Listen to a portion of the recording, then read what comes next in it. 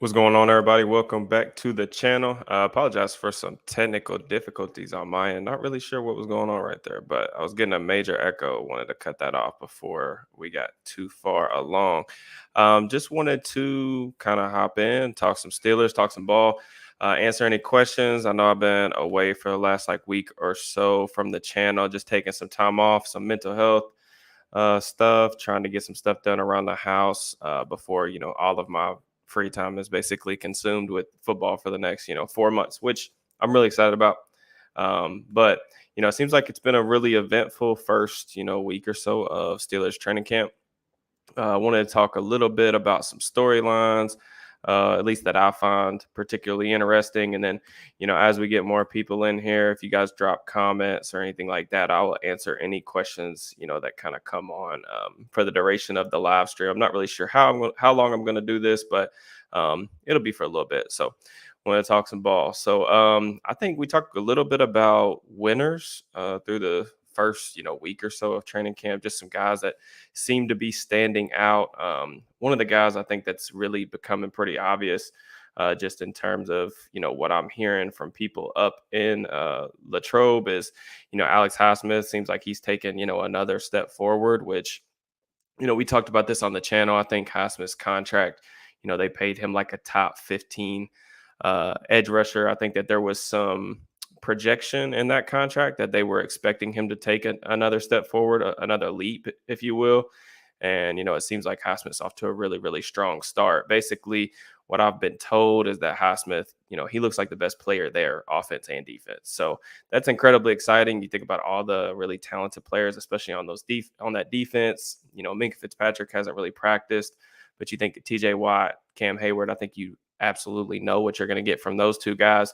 If Highsmith is taking it to another level, man, that's going to get pretty scary. I think just in general, man, that front seven, particularly the pass rush, is going to be it's going to be dominant, man. I'm really excited to see how those guys look come preseason. Really, once the regular season comes around, because I think we probably won't see very much of Hayward and Watt and probably Highsmith in the preseason. But I mean, they're legitimately 6, 7 guys deep with those three: Ogunjobi, Keanu Benton. I've heard that he's playing pretty well in training camp as well. So excited about all of those guys. If y'all will just know we got some people kind of filtering through here, drop me an emoji or something like that in the chat. Just make sure I sound good. Make sure you like the video, all that stuff. And again, I'll answer any questions as they come up. But I think the other storyline, man, that's making a lot of headlines right now is George Pickens doing George Pickens-like things really every single day in practice, it seems like. Not having been there yet, just seeing all the videos and stuff come across social media, it's been unbelievable, some of the catches that he's made. I know the viral one from a couple days ago on Joey Porter Jr., the one-hand grab. I mean, I don't understand it. I've ran out of, adjectives to really describe how ridiculous, his body control, his catch radius is. The dude's an absolute freak, man. I am so interested in seeing how his role kind of evolves and how he develops really going into year two. I'm hoping that they put a lot more on his plate, because I really do think that he can, do more than just run on a straight line, which is pretty much what they asked him to do last year, on deep routes. But yeah, I mean, it just every day I'm hearing more and more good things about Pickens, and it's not really surprising, man. The kid's incredibly talented. I think the sky is the absolute limit.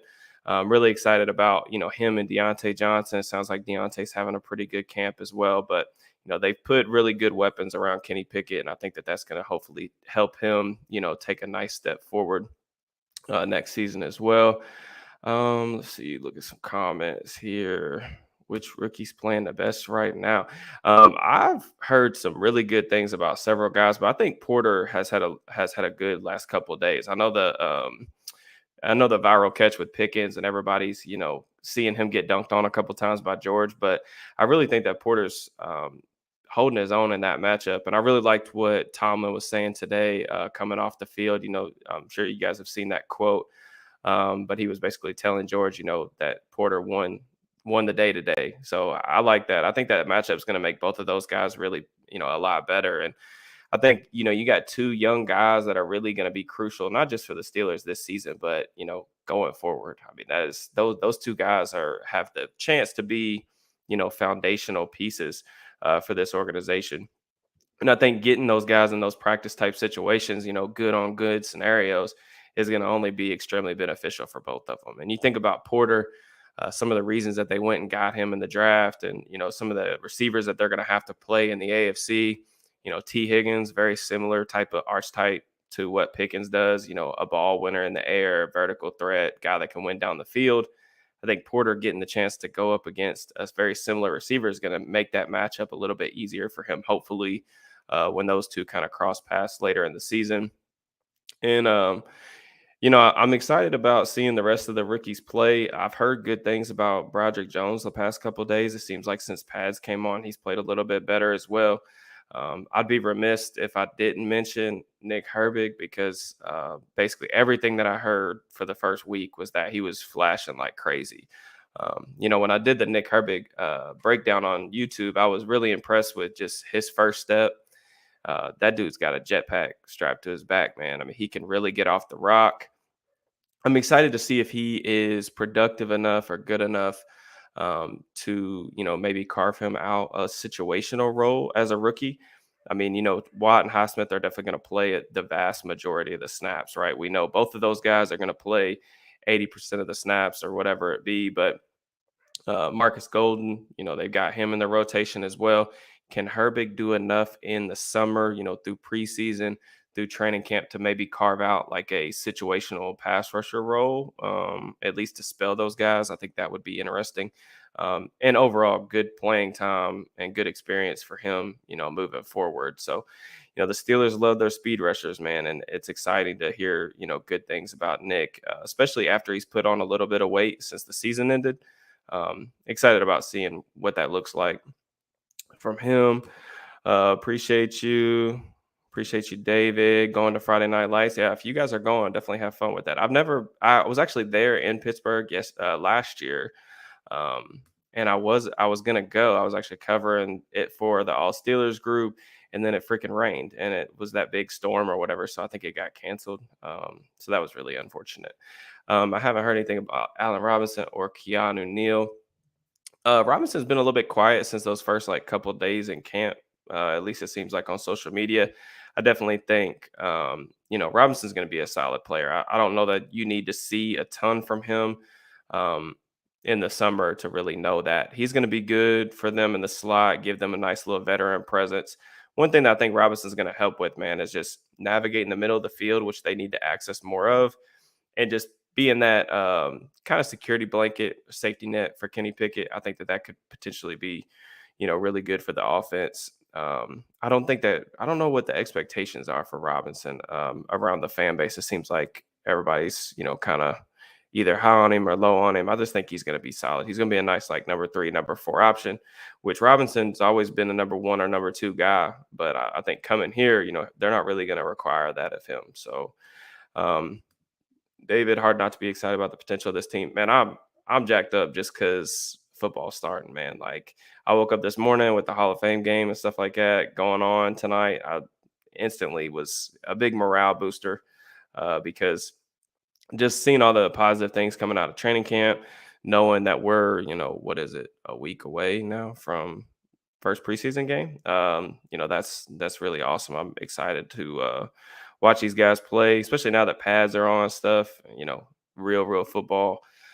Excited about that. So, David, Washington looked good this week. Yeah, I was excited to hear that Washington made a couple contested catch grabs, because that was something that was really missing on his college tape. It wasn't that he was bad in contested catch situations. It's just at Georgia, his role was so specific, and like, he didn't really get a lot of pass catching opportunities.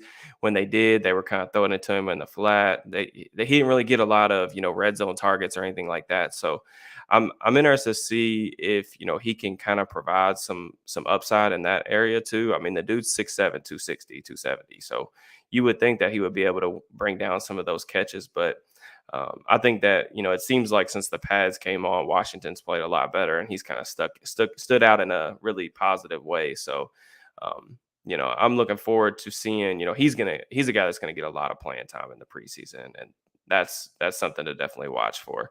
Um, I'm begging Matt Canada to please, please, please utilize more 12 and 13 personnel this year. They have the pieces to do it, and I think with Washington in the fold, they should be able to be an even better running team next season with him out there on the edge. So, what's up, Derek? What's up, brother? What do you think? Who do you think will be a surprise cut? Mm, surprise cut. I don't know. What do you guys think? I haven't really thought about that question. I'm not really sure that there is a guy. I mean, Kevin Dotson would probably be like the best player that I could see probably being cut, but I think that Dotson will probably have some sort of trade value to where they wouldn't want to cut him. I think that you can probably get a fifth, sixth round pick or some type of day 3 pick swap for him to where I wouldn't want to just cut him just to cut him. But it seems like Herbig's going to be the backup to all 3 of the interior, offensive line spots. So at that point, do you really need Dotson? Is if he's your 4th best or 4th option among interior offensive linemen, there's other teams in the NFL that are starving for not just backups, but just low quality starters. And I think that's kind of what Dotson is. He's really inconsistent, but with his amount of experience, he's still relatively young. He's cheap. He's still in the last year of his rookie contract. I think that somebody will try to float, the Steelers some trade offers. But I think I don't know that that would be necessarily surprising to me if he was cut, but I think that that could be a guy that we probably need to take account that he might not be here. So, who do you think winning the battle between Chandon Sullivan and Elijah Riley? Sullivan was really quiet the first several days. I know Noah and Steven said that they barely like kind of noticed him. I know Elijah Riley made a couple plays early on. That battle is probably going to continue really throughout the summer. Sounds like Patrick Peterson's getting some work in the slot as well, some snaps at safety. So we'll see how the distribution of labor ends up panning out there. I think both of those guys are potential contributors, but I don't know that you feel great about either one being necessarily the starter. So that's something to watch for, man. I think the distribution of labor, just in how they're going to utilize all these different defensive backs when they go into nickel and dime and obvious passing situations, I think that that's going to be something to keep an eye on. On third downs in particularly, is Peterson going to slide inside? Is he going to be capable of playing, as much man coverage as they wanted to play last year? Is that going to continue? Are they going to shift to more zone in those situations to kind of protect him against some matchups? I think it's really interesting. I know the Trice injury kind of stinks, man. I'm not sure how much time he was going to be able to get this year anyway with all the boundary corners that they have on the roster. But he was just another guy that I was really excited about seeing if he could potentially work his way into, some of their packages. That's a tough one though. I don't know if it's going to be Sullivan or O'Reilly. I don't know if Riley probably has a little bit of the edge because he has some safety experience. And, I think the 4th safety spot behind Neal, Fitzpatrick, and KZ, we'll see what happens with KZ because I know he's been in and out of a boot with that injury. So, but I think the 4th safety spot's wide open. I'm not very optimistic that Trey Norwood's going to be able to keep that spot, that last roster spot. So Riley could definitely take that from him. And then you kind of, fill 2 positions in one because he can play a little bit of corner. He could play some safety as well. So, David, thoughts on Calvin? Man, I've heard good things about Calvin. Calvin looks like he can still really run. That was the biggest thing, man, for a guy that's really going to be relying on his speed, his athleticism, his agility. His foot looks good, and I've heard that he was still working his way back as of just like a couple months ago. He still wasn't 100%. But you saw that deep ball that he caught against Pierre, man. Like it's going to be one of those things where I don't know how much volume Cal's going to get, but I think that they can put him out there. And even if he only creates, let's just say 3 to 4 explosive plays this year, like in limited playing time, and he busts off, a run or 2 of 20 plus yards and end up catching a couple deep balls or takes a screen and, creates a big chunk play out of it. That's awesome because they really, really desperately need to create more explosives on offense. And I think that Calvin, every time he's on the field, you at least got to be aware of where he's at because, if he gets a little bit of daylight, that could potentially end up being a touchdown. That was an awesome release against Pierre, that deep ball that he caught a couple days ago. That was freaking sick. So I'm interested to see what Calvin can do, man. I'm curious if he's a guy who needs to play a lot in the preseason, because he missed all of last season. He needs the time. Let him play in the slot because at Memphis he was really playing primarily outside as the X and they're in their receiver room. So it's different playing in the slot, having to navigate through more traffic, having to read multiple defenders throughout your route. Understanding, it's a little bit different in terms of finding the soft spots and zones when you're playing inside as opposed to outside. So I think Calvin is a guy that needs to play and get some meaningful snaps. We need to see him get hit. I think that's definitely something that, I'm looking forward to seeing too. Like, can he stay healthy? I think that's the big question mark with Calvin, because I think he's talented enough. He's explosive enough to definitely carve out a role on offense. It's just a matter of, can he be relied upon, and what type of, role can he carve out? So I know somebody asked about Allen Robinson earlier. I'm curious if Calvin looks really, really good over the course of the preseason games, if he could cut into Allen Robinson's snap share even a little bit, just because, Robinson's not going to be here next year. He's got a $15 million cap hit. Calvin's like, he's definitely going to be here next year, provided that he's healthy and everything, unless something crazy happens. So, I think that you would want to see some growth from the youngster because, just looking forward to the future. But definitely some exciting stuff. Let's see who else. Quan Alexander. I know I haven't really been able to talk a lot about him. I was going to post a video on Quan sometime next couple of days, but I think that was a move that they needed to make. I know if you guys follow me on social media or on Twitter, y'all would have probably known that was coming because that was not surprising to me at all. But I was happy that they did make a move at inside linebacker just because I thought that the group that they had was a little bit scary, just because, Landon Roberts, I'm not sure that he's an every down kind of starter. I think that he's going to be useful for them on early downs when you're expecting a run, or if, you face some of these really run heavy teams that want to play in big personnel. You can throw Roberts out there and he's going to help you in that regard. But, some of these teams that want to spread you out a little bit more, want to be a little more 11 personnel based, or throw on early downs a lot. I think that Roberts isn't really the guy that you want on the field in those scenarios. And, he's a really good special teamer. He has a ton of experience. So, he can still get playing time. I just don't know that relying on him to be a, quote unquote starter is the best thing. But, Quan, he's always been a guy to me who, earlier in his career, I felt like he was a little bit overrated. And I feel like in recent years, really probably dating back to maybe that Niners season in 2019, I think he's become a little bit underrated just because he can do some unique things in coverage. He's still a really good athlete, a very violent player. I've already started clipping some stuff for a film breakdown for the channel. And then just some of the stuff that I've seen so far is pretty encouraging. Definitely not a superstar or a huge addition or anything like that. But you're not going to find a lot of those guys, right, in August. I mean, those guys just don't really exist. Pretty much everyone who's, a true impact player is going to be off the market at that time, unless you're running back and then, maybe you're still out there. Dalvin Cook, those type of guys who don't really seem to have much of a market. But yeah, I'm really excited about Quan though. I've heard Cole Holcomb's had a decent last couple of days as well. I'm excited about seeing those two guys kind of work in lockstep. Both of those guys are really good athletes too, can really cover a lot of ground, really rangy guys. I think, the bar is pretty low in terms of what we've seen with the Steelers in recent years. You think about all the different free agent options that they've brought in to kind of replace Ryan Shazier since he got hurt. And it's been a bad bunch. Let's just put it that way. So the bar is really low, right? So they don't necessarily have to go out there and be superstars. But I think if they go out there and play, at least solid, respectable football, I think that's something at least to be excited about. So excited to see Quan. One of the things I like about him too is he'll make a couple splash plays, maybe not like interceptions and things like that, but he'll lay a big hit. He'll force a fumble.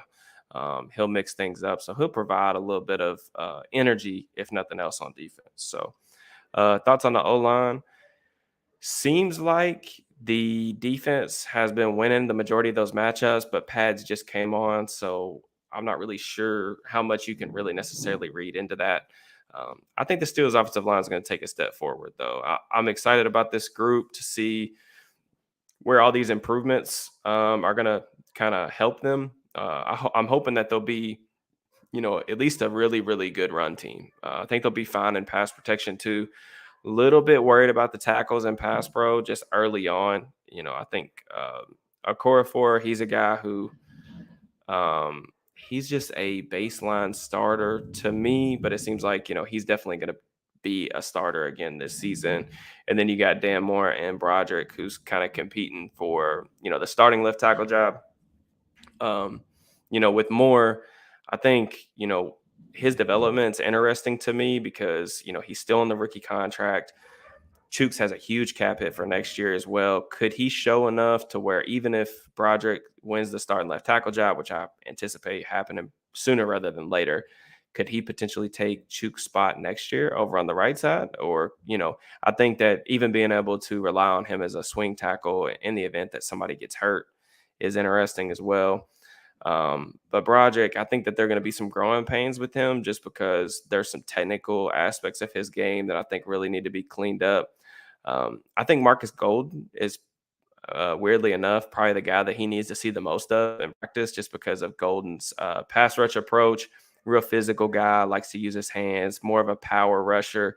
And I think that that's the type of player that gave Jones more issues in college. You think about like his matchup with Isaiah McGuire from who's now with the Browns. I think that's an interesting player. But I think Broderick will play sooner rather than later, man. He needs a lot of snaps in the preseason. Rookie offensive tackles tend to struggle more often than not. So I do want to, I've said this multiple times on this channel, on the All Steelers channel, all that about needing to kind of temper expectations with Broderick because it might take him a little bit. But I still think with his ability to kind of help in the run game, that's going to be, something that's going to be hopefully a good thing for them early on to kind of lean on with him and Washington. But I think that there could be some struggles in the pass game early on. So, again, I appreciate you guys tuning in. Please make sure that you like the video, subscribe to the channel, all that good stuff. I will be on here for a couple more minutes. Then I'm going to hop off and go for a run before I got to go to work. So drop your comments, all that good stuff. I got Anthony in here. Is there any chance that Najee could lose his starting spot this season? I'd be kind of surprised if that happened, to be honest with you. I think that Najee's going to maintain that job, man. I really do. I think Najee's going to look better than he has too. Because he's not going to go into the season, hopefully. I'll say this, hopefully, with an injury like he did last year. And then I just think that the improvements that they've made up front with Samalo, getting Washington in there as like a legitimate kind of wide blocking tight end. And then Broderick as well. I think over the course of the season, you're going to see this run game be really productive. The focal point of the offense, even with all of these other receiving weapons, man, I still think the Steelers want to run this thing through Najee. I think they want to be a run-heavy team. They want to control the ball, make sure that they're not putting too much on Kenny Pickett's plate. I just think that that's the way that Mike Tomlin kind of envisions this team, at least this year. Now, that could change, Kenny goes out there and he looks like an absolute star and he's taking this huge year 2 leap, that, yeah, we'll probably see them get a little more pass heavy, particularly on early downs. But I think that Najee's going to be the focal point of this offense early on. And this is a really big year for him too, right? Like going into year 3 of his rookie contract, the Steelers are going to have a decision to make with him in terms of, are they going to pick up his 5th-year option? They need, now is kind of the time for Najee. This is why they drafted him. The Steelers really need to make a playoff push. I think that's definitely the expectation for this group, and I think that Najee's going to have a good year. Now, Jaylen Warren still should get plenty of playing time, plenty of carries. I think they got a nice 1-2 punch, which is something that I'm excited about just because they had it last year to an extent, especially once Najee got healthy, but we just haven't really seen too many very good 1-2 punches in Pittsburgh. They've always kind of relied more on that kind of bell cow type of running back. And I just think that that kind of style is going out in the NFL. It's hard to keep guys healthy, especially with the additional regular season game. You think if you're playing into the playoffs, you're asking these running backs to take 400 touches over the course of 17 to 20 games. I mean, it's a lot of punishment for that position. And I think having two capable guys is really exciting to me rather than like, do they need to start Warren or whatever. So hope Canada can draw a little formation with three Bulldogs next to one another. Yeah, there's no excuses for Matt Canada either, man. Like that's one of the big things too. I hope that people are starting to realize just how talented this offense is, and how much upside that there is on offense. I think that they've got all the weapons, man. I really do believe that. I think Deontay is really solid. I think George Pickens has incredible potential. It's really about, can Matt Canada get this done? I think the offensive line is going to be stable enough. I think that they have kind of a middle of the pack kind of offensive line, and I don't think that that's even being too optimistic about things. But if Kenny takes a step forward, this offense should at least be around league average. Which, if the defense stays healthy, that's probably going to put them in position to at least compete for a playoff spot. Let's see here. McFarland looking good also. Yeah, man, I'm trying not to get too excited about McFarland. I know I posted a film room on Ant. It was a couple weeks ago on the channel. Man, I saw McFarland do this exact same thing last year. I'm telling y'all, like if y'all go read my training camp takeaways on the All Steelers site, I was literally posting that, anytime McFarland was in one-on-ones against the Steelers linebackers, the Steelers safeties, he was cooking them. I mean, I remember him catching wheel routes. He was running double moves on the outside. They were having him run some angle routes out of the backfield. They just couldn't check him. And, then we saw that really good performance against, I think it was the Jags in the preseason. And then Warren kind of stole the show and kind of just took his job more or less. So we didn't see much of him until the Colts game last year. But I think that McFarland definitely has the step up on the number 3 job. We'll see if he can kind of maintain that. Ants, again, kind of like we mentioned with Austin, having that speed, that extra gear to his game, I think is enough to kind of be at least a little bit intrigued because, they've got to find a way to kind of manufacture some explosive plays, and getting more speed on the field, I think, is always a good way to try to do that. So I'm cautiously optimistic about Ant. I just don't want to get too ahead of myself. Like I've seen tweets saying that he's going to be a big part of the offense. I don't know about all that. So we'll see though. I mean, I think it's, it's a good opportunity for him without Benny Snell in the fold and some of these other guys that, have been in front of him in years past. I think it's a good opportunity for him to secure that job. He's going to need to make some type of impact on special teams.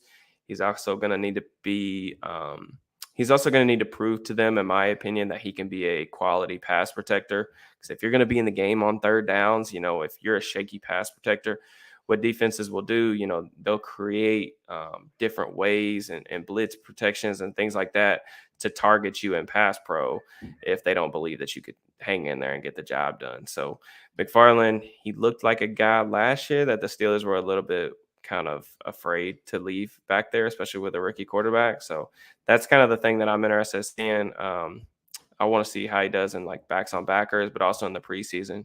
Can he pick up protections, pick up blitzes, things like that. So I appreciate all you guys chopping it up with me for a little bit. I am going to get out of here just in terms of things to come. Please make sure that you like the video, subscribe to the channel, all that good stuff. There's a lot of stuff coming to the channel. There's going to be an announcement on my Twitter page tomorrow if you guys want to tune into what that will be. And then, I'll have plenty of content for you guys kind of moving forward as well. The game plan right now is, I know I had talked about doing some pregame or postgame recaps on the channel. I am going to do that next week for the preseason game. So before the preseason game, either the day before or the day of, we'll do kind of a live stream or something like that before the game to kind of kick off the new season. And then after the preseason game, I will probably hop on here and see if I can give, some breakdowns of, who did well, who impressed, and, who maybe struggled, and some takeaways and stuff like that. Because I think that a lot of you guys, indicated that would be something that y'all would be interested in. So we'll do some of that. I'll try to get maybe a Quan Alexander film room posted up this weekend at some point. And then I will check you guys next time. I appreciate y'all. Peace and love.